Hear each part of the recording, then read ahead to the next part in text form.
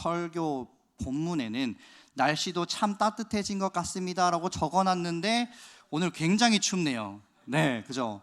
내일까지 춥다고 하니까 여러분들 이제 감기 조금 조심하셔야 될 것 같습니다. 아무튼 이제 3월이 되면은 얼었던 땅도 이제 녹게 되고 메말랐던 가지에는 이제 꽃망울이 점점 터질 준비를 하게 됩니다. 대전을 저희가 지난주에 갔다 왔는데, 대전을 갈 때 저희 집에 이제 남쪽 사람들, 저는 이제 충청도 사람이라서 그런데 남쪽 사람들은 이제 기대하는 게 하나가 있어요. 무주 덕유산 지나갈 때 눈을 볼 수 있을 것인가 없을 것인가.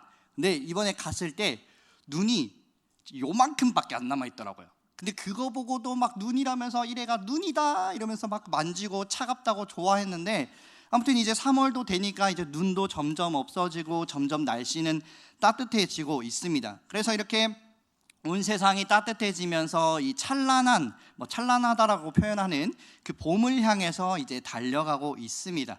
우리는 모두 이 봄날에 조금 더 우리의 삶이 나아지고 우리에게도 화사한 꽃과 같은 따뜻한 햇살이 피어나기를 그렇게 우리는 기대를 할 것입니다. 우리 영적인 삶에서도 마찬가지입니다. 예수님을 믿으면 우리가 매일매일 봄날이고 그리고 걷는 길마다 꽃길이면 우리가 얼마나 좋겠습니까? 하지만 우리의 정직한 그 현실을 가만히 들여다보면은 세상은 다 봄인 것 같은데 내 인생만 여전히 혹독한 겨울에 갇혀 있는 것 같을 그런 때가 있습니다. 차가운 그 겨울바람이 쌩쌩 불고 그리고 억울한 눈물이 흐르고 예기치 않는 그 고난의 한파가 우리를 얼어붙게 만들 때가 있습니다. 우리 이 캄캄하고 추운 영적인 그 겨울 속에서 하나님, 내 삶에도 따뜻한 봄을 좀 허락해 주시옵소서, 이 메마른 내 인생에도 하나님의 도우심의 꽃이 피어나게 하옵소서라고 간절히 소망하며 기다릴 때가 있습니다. 그래서 이 한 달 동안, 3월 한 달 동안 우리는 이 성경에서 가장 깊은 그 슬픔과 그리고 고난의 밑바닥을 노래한 예레미야 애가 말씀을 함께 나누고자 합니다. 이 애가라는 말은 슬플 애자를 써서 찢어지는 그 슬픔의 노래, 피눈물의 노래라는 뜻입니다. 화산 봄이 오는데 왜 하필 이런 슬프고 무거운 성경을 읽는지 의문이 드실 수도 있을 것입니다. 왜냐하면 진짜 찬란한 영적인 그 봄꽃은 따뜻한 온실 속이 아니라 철저한 그 겨울의 잿더미 한가운데서 하나님을 꽉 붙들 때 비로소 피어나기 때문에 오늘 이 말씀, 애가서 말씀을 통해서 함께 한 달 동안 말씀을 나누고자 하는 것입니다. 그래서 이 눈물의 노래를 통해서 내 인생의 그 잿더미처럼 무너졌다라고 느끼는 그 상황에서 우리가 어떻게 다시 하나님의 도우심을 기대하고 소망할 수 있는지, 그 위대한 신앙의 역사를 함께 나누기를 원하는 것입니다. 혹시 히터 좀 꺼주시면 감사하겠습니다. 오늘 우리가 읽은 이 예레미야 애가 3장의 배경을 먼저 우리가 머릿속에 한번 그려보겠습니다. 오늘 말씀 읽을 때 그 내용이 어땠습니까? 예레미야 애가 3장의 말씀을 보니까 그 노래하고 있는 이 사람의 심정이 매우 절박하고 안 좋다라는 것을 느끼셨을 것입니다. 상황이 너무나도 참혹하고 힘든 그러한 모습입니다. 기원전 그 586년에 하나님의 도성, 그 영원히 망하지 않을 줄 알았던 예루살렘이 바벨론 제국에 의해서 처참하게 짓밟히게 되었습니다. 하나님의 임재를 상징하던 거룩한 성전은 불타게 되었고, 거리마다 굶주려 죽는 그 시체들로 넘쳐나게 되었고, 살아남은 자들은 짐승과도 다름없는 그러한 삶을 살아가게 된, 그리고 바벨론 포로로 끌려가게 된 것이 이 당시의 시대적 배경입니다. 이것은 단순히 그들의 나라가 망한 것만이 아니었습니다. 이스라엘 백성들에게 예루살렘의 멸망이라는 것은 자신들의 그 세상이 끝나는 것과도 같았습니다. 신앙의 붕괴였고 자신들의 삶의 모든 것이 무너지는 상황이었습니다. 그 열기가 아직 식지 않은 그 불타는 예루살렘의 잿더미 위에서 털썩 주저앉아서 이 선지자 예레미야가 피를 토하듯이 노래하며 찬양하는 것이 오늘 본문의 내용입니다. 1절을 보시면 어떻게 말씀합니까? 여호와의 분노의 매로 말미암아 고난당한 자는 나로다, 이렇게 말하고 있습니다. 하나님의 그 분노의 매 때문에 지금 내 삶이 망하게 되었습니다라고 말하는 것입니다. 다른 사람이 망한 것이 아니라 내가 지금 하나님 앞에서 이렇습니다라고 말합니다.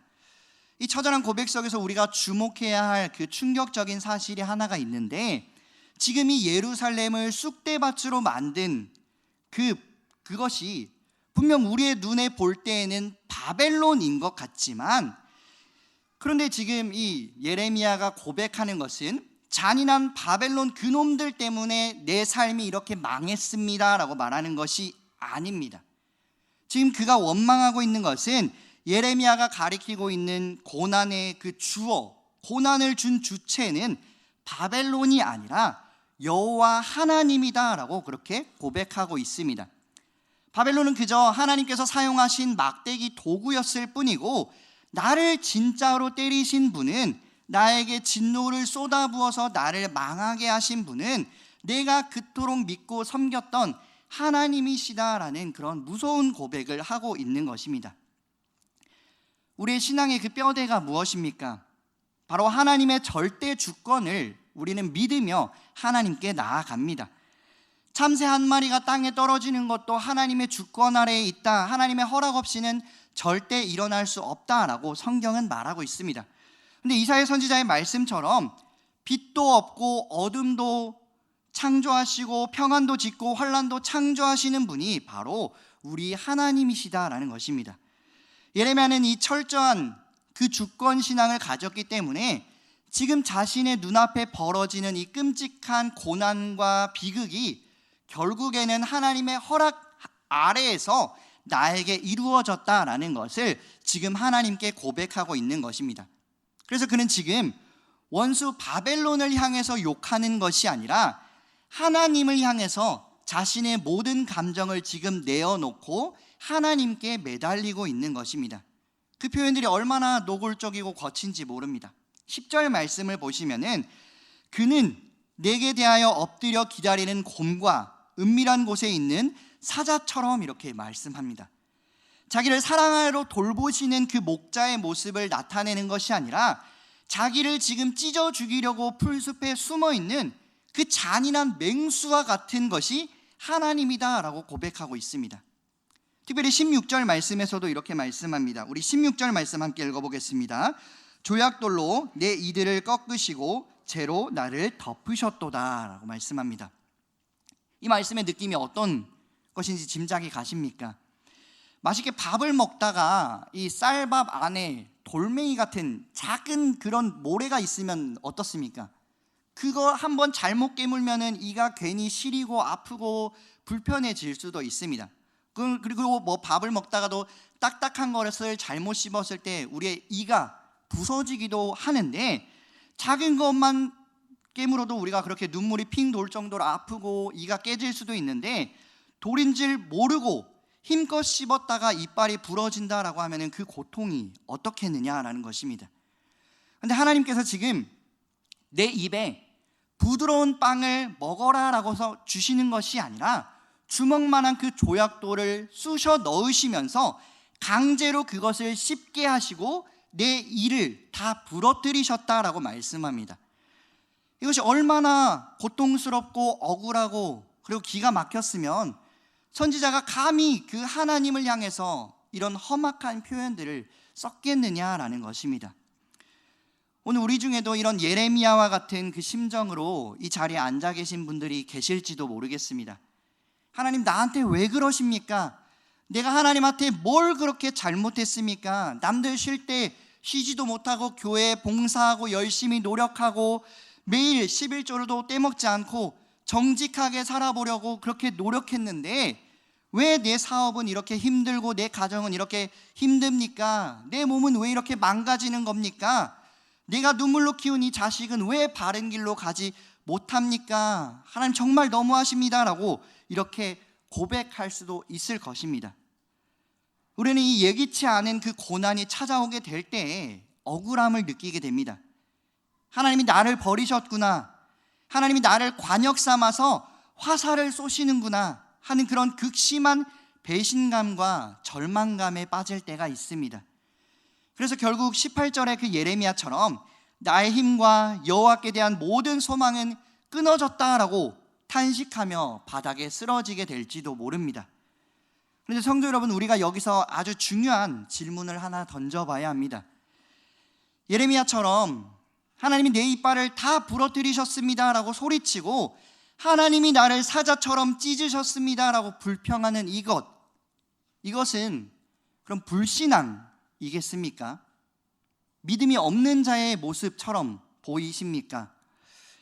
우리는 흔히 교회에서 이렇게 배웁니다. 데살로니가전서 5장 16절에서 18절 말씀을 가지고 참 이렇게들 많이 말을 합니다.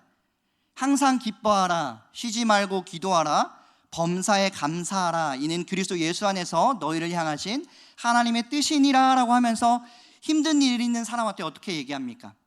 기도하면 다 돼요, 기뻐하면 다 됩니다, 무조건 기뻐하세요 라고 이렇게 위로할 때가 있지 않느냐라는 것입니다. 항상 기뻐하세요, 이 말씀처럼 범사에 감사하세요, 아무리 힘들어도 원망하는 것은 하나님 앞에 불신앙입니다 라는 모습을 우리가 보일 때가 있는 것입니다. 불평하면 그 이스라엘 백성들처럼 광야에서 이스라엘 백성들이 망한 것처럼 여러분들도 멸망할 수 있습니다. 무조건 감사하세요, 덮어놓고 할렐루야 아멘만 하면 됩니다 라고 이렇게 이야기하기도 합니다. 물론 범사에 감사하는 것은 마땅한 성도의 본분입니다. 근데 여러분, 성경을 조금 더 깊이 들여다보면은 성경에 나오는 위대한 그 믿음의 거장들 역시 참을 수 없는 고난 속에서는 엄청난 불평과 탄식을 쏟아냈던 것들을 볼 수가 있습니다. 그 대표적인 인물이 누가 있습니까? 우리가 고난하면은 가장 먼저 떠오르는 인물이 있지 않습니까? 욥이 있습니다. 동방의 의인이라고 불렸던 그 욥은 하루아침에 전 재산을 다 잃었고 10명의 자녀가 집이 무너져서 몰살을 당하고 온몸에 끔찍한 그 종양이 나서 몸을 긁지 않으면 살 수 없는 그러한 상황에도 놓였습니다. 초반에 욥은 훌륭했습니다. 주신 이도 여호와시고 거둔 이도 여호와시오니 여호와의 이름이 찬송받을 것입니다 라고 하면서 하나님을 열심히 찬양했습니다. 멋지게 신앙 고백하면서 그 어려움을 이겨나간 것처럼 보였습니다. 그런데 그 살을 내는 고통이 하루가 지나고 이틀이 되고 기약 없이 그를 짓누르게 되자 욥도 결국에는 참지 못하고 폭발하는 모습을 우리가 발견할 수 있습니다. 자신의 그 태어난 생일을 저주하게 되고 하나님을 향해서 따지기 시작했습니다. 하나님, 내가 대체 무슨 죄를 지었다고 이렇게 하십니까? 나를 관역으로 삼으십니까? 차라리 나를 죽여주십시오. 하나님은 공평하지 않으십니다 라고 이렇게 고백하는 것을 볼 수가 있습니다. 그때 욥의 세 친구가 어떻게 합니까? 욥을 찾아와서 정죄합니다. 욥, 너는 숨겨둔 죄가 있어서 그러니까 인과응보니까 하나님께 회개해라. 감히 하나님께 따지다니 네가 잘하는 것이냐? 까불지 말고 하나님 앞에 엎드려라 라고 말합니다. 겉으로 보면 욥의 친구들의 말이 다 맞는 것 같습니다. 아주 경건해 보이기도 합니다. 그런데 나중에 폭풍우 가운데에서 하나님께서 나타나셔서 누구의 손을 들어주셨습니까? 바른 말만 하던 그 친구들이 아니라 하나님께 삿대질하고 불평하며 울부짖던 그 욥의 손을 하나님께서는 들어주시는 것을 우리는 발견할 수가 있습니다. 왜 그렇습니까? 광야에서 멸망하던 이스라엘 백성들이 했던 그 불평과 욥이나 이 예레미야가 했던 불평은 그 방향이 다르기 때문입니다. 믿음이 없는 사람들, 이 가짜 신앙인들은 고난이 오면 세상을 향해서 불평을 합니다. 교회를 떠나고 하나님을 떠나서 술집에 가서 술잔을 기울이면서 세상을 욕하고 환경을 탓하고 사람을 원망합니다. 내 팔자가 이렇지 뭐, 내가 조상을 잘못 만나서 이렇다라고 하면서 부모를 잘못 만나서 그렇다, 남편을 잘못 만나서 내 인생이 이 모양이다라고 하면서 세상을 찾아가고 세상을 탓하는 것입니다. 그러면서 하나님을 등지고 점점 세상으로 나아가는 것입니다. 세상의 돈이나 권력이나 때로는 나를 위로해 줄 그 사람을 찾아서 새로운 동화줄을 잡으려고 하는 것입니다. 이것은 멸망으로 가는 그 불신앙의 원망인 것입니다. 그러나 욥의 불평 그리고 이 예레미야의 탄식은 방향이 달랐습니다. 그들은 그 찢어지는 고통 속에서도 세상을 향해서 도망치지 않았던 것입니다. 오히려 그런 고통 가운데에서도 나를 때리신, 지금 나를 때리시고 나를 향해서 화살을 들고 계시고 나를 짐승처럼 사자처럼 곰처럼 숨어서 나를 어떻게 하면 박살낼 수 있을지 기다리고 계시는 그 하나님을 향해서 달려갔다라는 것입니다. 하나님께서 천지의 주제이시니까 이 고난도 하나님께서 주신 것이지요. 하나님이 나를 치셨으니까 나를 하나님께서 책임져 주십시오. 세상이 아니라 하나님이 나를 붙들어 주십시오. 나는 이대로는 못 살겠습니다. 하나님이 내 눈앞에 나타나셔서 내게 대답해 주시고 나를 회복해 주실 때까지 하나님께 나아가겠습니다 라고 하는 것이 욥과 예레미야의 모습이었다는 것입니다. 이것은 불신앙이 아닙니다. 오히려 그 하나님의 절대 주권을 인정하는 자만이 할 수 있는 가장 치열하고 거룩한 믿음의 몸부림입니다. 생각해 보시면 밖에서 실컷 얻어맞고 들어온 그 아이가 누구한테 가서 먼저 웁니까? 지나가는 동네 아저씨한테 가서 붙들고 하소연하고 울지 않습니다. 때로는 자기가 잘못해서 엄마에게 혼나더라도 엄마가 밉다고 이야기하지만 딴 데 가지 않고 엄마의 바짓가랑이를 붙들고 아이들은 웁니다. 엄마가 나를 안아줄 것을 알기 때문에 그 엄마에게 매달리는 것입니다. 그것이 바로 자녀의 특권이기 때문입니다. 우리가 겪는 그 고난의 아픔이 너무나 커서 도무지 감당이 안 될 때 억지로 할렐루야 다 감사합니다라고 그렇게 가짜 미소로 우리를 포장할 필요는 없습니다. 하나님은 우리를 그런 가식적인 종교인의 모습으로 우리를 원하시지 않기 때문입니다.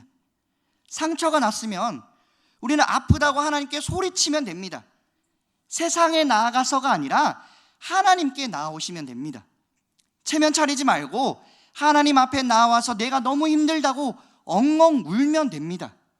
하나님 아파 죽겠습니다. 왜 나에게 이런 조약돌을 씹게 하십니까? 나 좀 살려주십시오. 내 아픔을 이 세상 사람들에게 쏟아내는 것이 아니라 하나님께 쏟아내는 것입니다. 세상에 우리가 이렇게 쏟아내게 되면은 구차한 원망과 넋두리가 되지만 살아계신 하나님 앞에 십자가를 붙들고 쏟아내는 그 불평은 우리의 영혼을 살리는 가장 간절한 기도가 되기 때문입니다. 하나님의 자녀들이 하나님의 그 바짓가랑이를 붙들고 쏟아내는 그 거친 눈물과 탄식을 절대로 외면하지 않으시는 분이시기 때문입니다. 그렇다면 그토록 좋으신 우리 하나님께서 왜 때때로 우리에게 이렇게 조약돌을 씹는 것 같은 고난을 허락하시겠습니까? 왜 사랑하는 그 자녀들을 겨울의 잿더미로 다시 던져 넣으시냐라는 것입니다. 그것은 우리의 완악함과 교만함이 있을 때가 있기 때문입니다. 우리는 평안할 때 그리고 배가 부를 때 하나님을 간절히 찾지 않습니다. 내 입에 달콤한 그 꿀과 부드러운 빵이 들어올 때에는 내 힘과 내 능력으로 잘 먹고 잘 살 때에는 내 능력으로 했다, 내 힘으로 했다라고 하면서 모든 것이 나 때문인 줄 압니다. 세상의 돈이, 내 건강과 내 직장이 그리고 영원히 나를 지켜줄 것이라고 생각하면서 우상을 만들고 있는 것입니다. 철저히 부패한 우리 인간의 본성이 그렇기 때문에 우리가 잘 될 때는 교만해지고 넘어질 때가 있습니다. 그래서 하나님은 때로는 우리의 입에 들어가는 그 세상의 달콤한 것들을 거두어 가실 때가 있습니다. 내 이가 부러지는 것 같은 그런 고난을 주셔서 우리가 미친 듯이 물고 빨며 의지하던 그 세상의 것들을, 우상들을 놓고 다 깨트릴 수 있도록 우리를 고난 가운데 두시는 것입니다. 왜 그렇습니까? 너 우상 숭배했으니까 너 망하게 할 것이다 라는 것이 아닙니다. 그 썩은 동아줄을 놓고 그거를 잡으면 너는 죽으니까 온전한 세상의 떡이 아닌 생명의 떡인 하나님을 붙들어라 라면서 하나님으로 시선을 돌리도록 만드시는 것입니다. 이것이 우리를 살리시려는 그 하나님의 지독하고도 눈물겨운 사랑의 방식입니다.